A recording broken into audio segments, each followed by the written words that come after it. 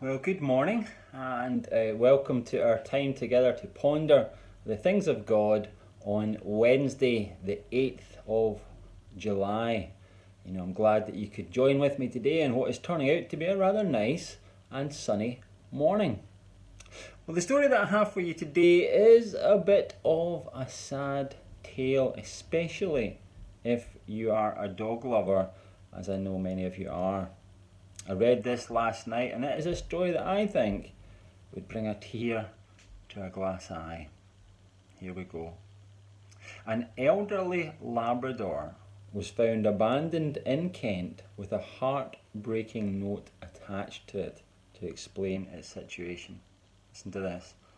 The black dog, who is believed to be around 10 years of age, was left outside a kennel in Upchurch with a note from its owner stating that it was there, that it had been returned by its owner because, I quote, "I have not learned to be good."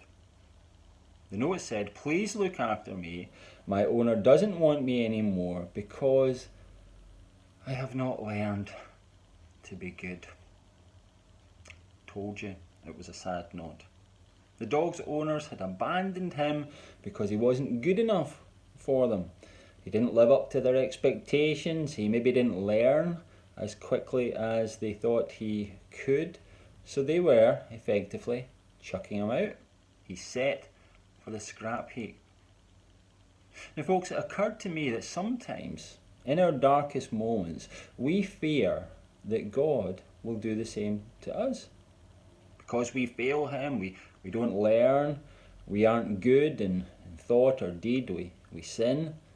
Because of this, we perhaps imagine that God will return us to the world, that He'll send us back to the prince and power of the air with a note saying, "Have him or her back, they're not good enough for me." Friends, if we imagine that scenario, then we are way, way off the mark.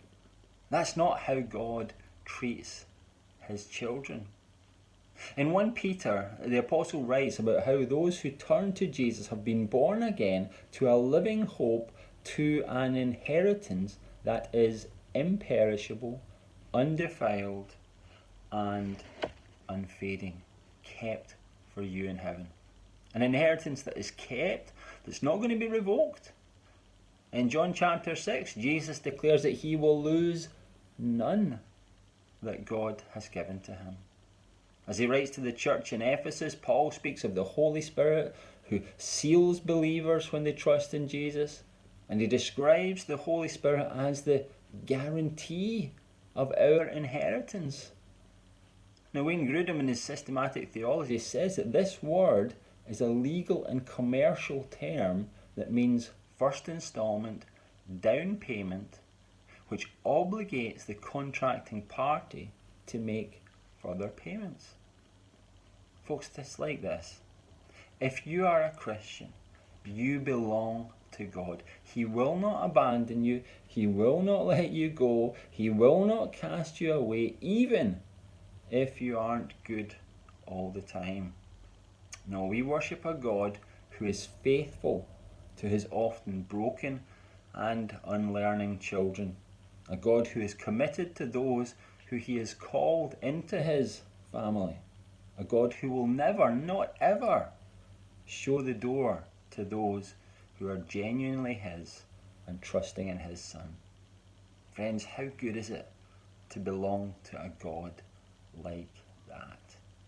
Have a wonderful day living for this faithful God.